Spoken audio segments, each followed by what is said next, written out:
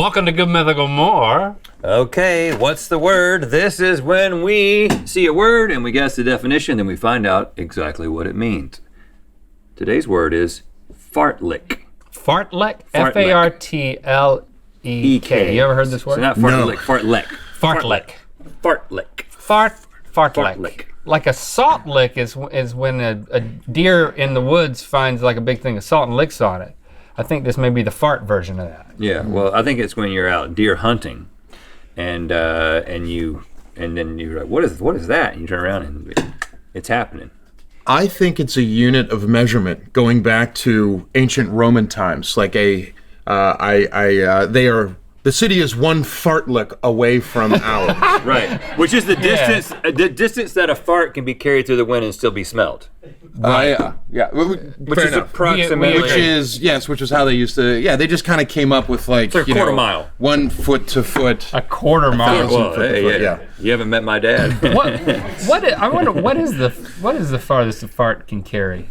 Well, I think what's the real definition? A bear can smell a fart from a long ways away. The real definition is a system of training for distance runners in which the terrain and pace are continually varied to eliminate boredom and enhance psychological aspects of condition. We need more fartlek on this course. Tony's getting bored. Why do they call it fartlek? So it's kind of like mixing your training regimen for distance runners. Yeah, it seems like a Scandinavian word. It's kind of like that's my. I'm gonna run the fartlek. Yeah.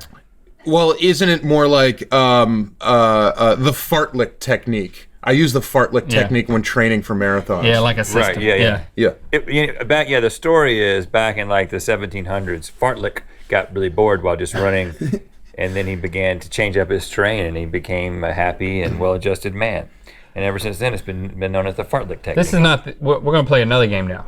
Oh, it's now not that we figured that out. Make out what fartlek is? On these cards, we have Dungeons and Dragons characters. And the reason we're doing this is because Joe, you're like a dungeon master, correct? I work for Dungeons and Dragons. Yeah, I'm like the official ambassador. I just got back from Europe. They were launching some things in Europe, and I went out for that. I also help conceptualize and consult and write adventures for the adventure modules. I'm sorry, you were talking, but there's an ant that's crawling on my scalp right now. It's like he's in there. Just let it be. He was in my ear, and you saw it. Just let it be. What would be great is if people didn't see the other segment and don't know, and they're just like, he's on meth. Like he did meth, and now it's like, is my left shoulder on fire? I feel like I can fit. It's traversing from here, and it's doing the fartlek system. Apparently. Yeah, it's moving from ear to scalp, keeping itself entertained. So you travel in an official capacity. Dungeons and Dragons. Yeah. So and I write work, and I have like a very notorious like a celebrity game that I run at my house whenever I'm in town and not working when I have the bandwidth. Is it too late to get into it? And I mean Dungeons and Dragons, but also inviting myself to your house. Okay. Question number one, is it too late to get in? No, man, it's super fun. I mean, it's great. And a lot of like our generation of people in entertainment started out as kids developing their creativity that way. A lot of writers, producers, like the biggest directors. I mean, that's kind of what comprises my group. The thing that we've got a really good friend who's into it. And the thing that we didn't realize, just kind of not being, and not ever playing, was that there is like the actual role play and you adopt characters. For some reason, I missed that entirely. You can. I mean, as kids, we didn't like, I'm talking in my funny British voice. And we didn't do that stuff as a kid. It was Our friend does it. You do it now? No. He does it. He goes all out. He like dresses up and everything. Yeah, I don't dress up or anything. No, you can do that. You can do that. That's certainly an aspect if you want to go that direction. But it's a game. It's a game where you can, with statistics and rolling and, you create a character. It was video games before video games. Got it. So you're going to have the advantage. But I run the game, so I do voices and stuff, so I do that stuff, but I don't dress up. Water weird. The water weird is an elemental life form that goes undetectable in water. Their alignment is chaotic evil, and that's kind of like you with cats. Right.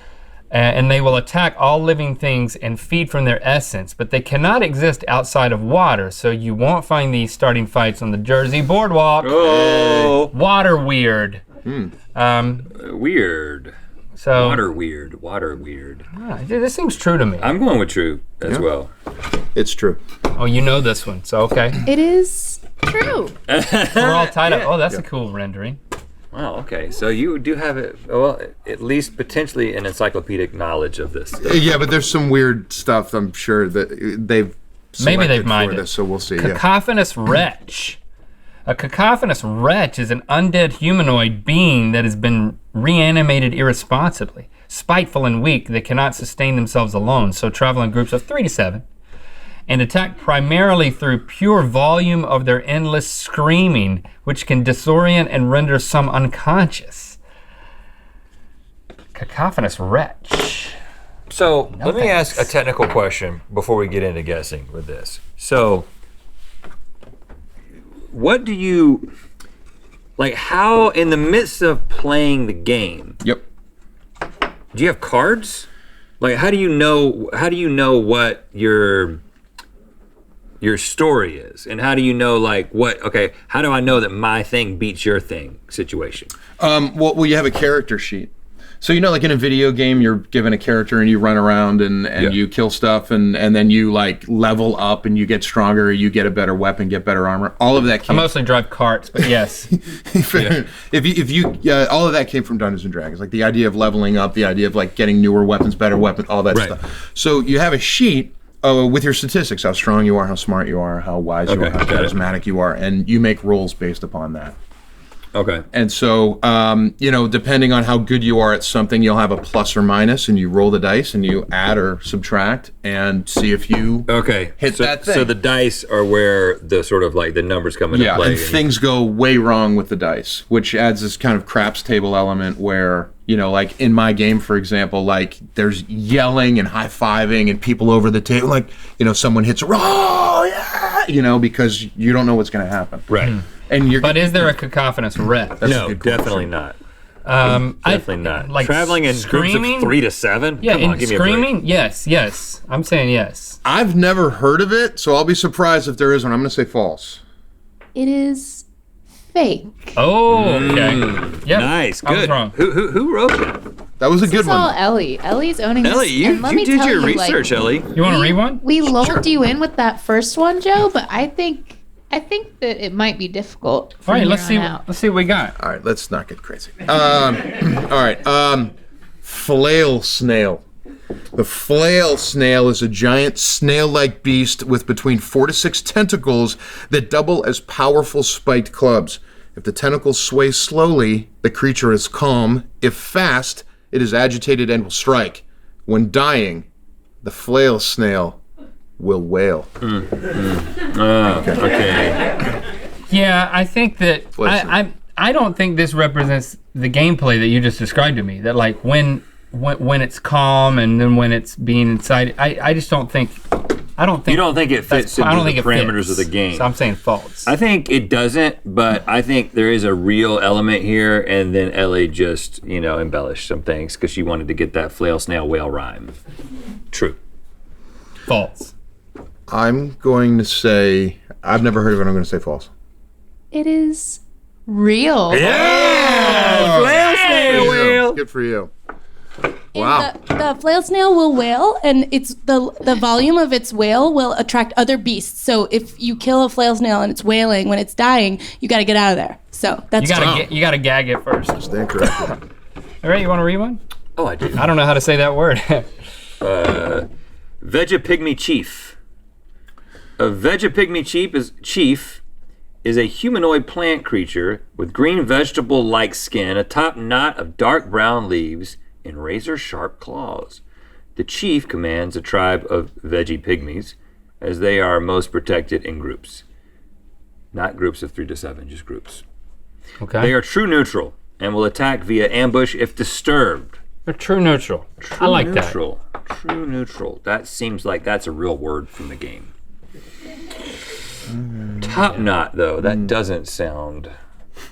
That doesn't sound. It's just that's what it looks like. It's gathered its fronds up in a Like an Akira Kurosawa samurai kind of thing. yes. Yeah. I'm saying that this is fake, though. I think it's true. I think this is from the game Plants vs. Zombies, but I don't think it's in Dungeons and Dragons. False. It is real. Whoa! Oh man, Jesus, what version of the game is this from? This is crazy. look at that thing. That's at pretty that. cool. Yeah. Is it the one on the left or the right? Well, the chief, I The believe, chief is the would be guy, on the right? right. So Yeah, with the top knot. All right, another technical question about this. So, because you just asked the question, which version is this from? So, who makes the rules about what can enter into the game? Can you like show up one day and you be like, I'm a Veggie Pygmy chief, if that didn't exist, and like these are my strengths, or does it have to be under some sort of official recognized ruling? Well, do you want to play by the official rules, or do you want to make up your own? I mean, you can make up your own. You can alter the game. You can do whatever you want. But generally, that's up to the person running the game. Okay. The person running the game is kind of like the referee. So me, I would probably not allow the Veggie Pygmy chief unless you could really convince me that this was going to seamlessly work in. But I'm open to things. Okay. If you wanted to play one, we could probably work it out. What about the Google Morph? The Google Morph is a rare shape-changing aberration with an ability to morph into an unknowable number of things, but in their resting state, they resemble a flightless bird with a large central cyclopic eye. Its alignment is chaotic evil. This seems too difficult to contain. I think it's false. Google Morph, I mean, it can turn into a Google things. Google Morph. I think this is true. I think this is happening. All right. God, I mean, once again, I'm on the fence here. Would you let, you know what, I think the way that you can determine this is, would you let a Google Morph into your game? Oof. Because if you wouldn't. Well, I could don't throw think a it's Google real. Morph at my players because I run my game, so I would try to kill them with the Google Morph. Okay, great. See, All right, yeah. ability morph. I'll go false. It is fake. Fake. Oh, Okay. you I mean, got me. these are crazy. These are really. All right, Yeah. final two. You can use it in your game if you want. Thanks. Yeah, I'll make it up. Here, you can do the honors. Okay. Jellied bubble wrath. A medium-sized ooze commonly found in the swamp of oblivion. These round globular bubbles are dangerously corrosive. They exhibit an ability to draw people and creatures to them as they shimmer beautifully when at rest, but are revealed to be vile and awful when they move to attack. That's from The Princess Bride. That's not from Dungeons and Dragons. Jellied bubble wrath. Has there ever been a fight at your game? You call it a game? Yeah, there's been Match. there's been some there have been some people that have gone off on their own, kind of strayed from the group and like split the party. Yeah. When they should have been doing their job according to the other members of the group, and then afterwards, there's been like, you know, if my character dies, I'm gonna go up, I'm gonna beat the hell out of you, I'm gonna beat your ass. Like, there's been that kind of talk that happens. People get pissed off when you split the party. I love it, man. I love can it. get- it can yeah, get- we have a yeah. game night in my My house. character dies, you know. And people, it can get testy, and I love it when it happens. Yeah, I mean, Love it. Yeah, you're like constantly inciting people. Yeah. but game night, I play to win. I mean, that's Yeah. What's fun about losing? You don't come game to the night? McLaughlin game night if you don't play to win. Yeah. This is not about making friends or eating. Well, I come to it Although for the food. we do both. Food Okay, facts. I think this is fake. I think it's fake too. See, once you said Princess Bride, I'm like, okay, fake. But I'm not sure. But I think it's fake. It is fake. All right, and finally, good gosh, obfuscus moth. I think Fuchsius. Fuchsius? Obfuscus. Obfuscus? Fuchsius? What would you say? Obfuscus? Obfuscus. Obfuscus. moth? Obfuscus moth. An exceptionally dark winged beast, the Obfuscus moth is an interplanar creature of mysterious origin.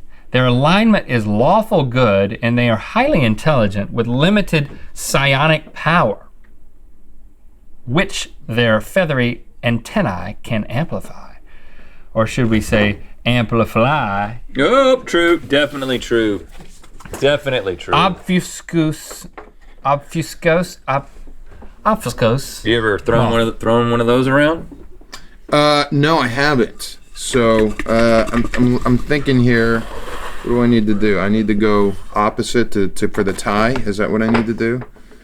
Yeah, because if we both go the same thing, Then I definitely then win. you So win. I'm out of it. So So you said true. I'm gonna All right. I mean, say it's true because it's just so hard to pronounce. I want to say true, but I'm going to say false because I have to at this stage in the game. This is just strategic. yeah, I like the way you think. It is fake. Oh, so you have Okay. tied it up. Those were tough. Those were very tricky. You learned something. Very tricky. Well, thanks for joining us. And thanks for the invitation. Yeah. Thanks. We'll put the game on our calendar. We'll Okay, yeah, we'll be there. There's a long waiting list. You're right after Marilyn Manson and Sean Astin. Okay. But we'll get you in there. I'll take it. Sign up for a Mythical Society 3rd Degree annual plan and receive a past quarterly item of your choice while supplies last. Go to mythicalsociety.com for details.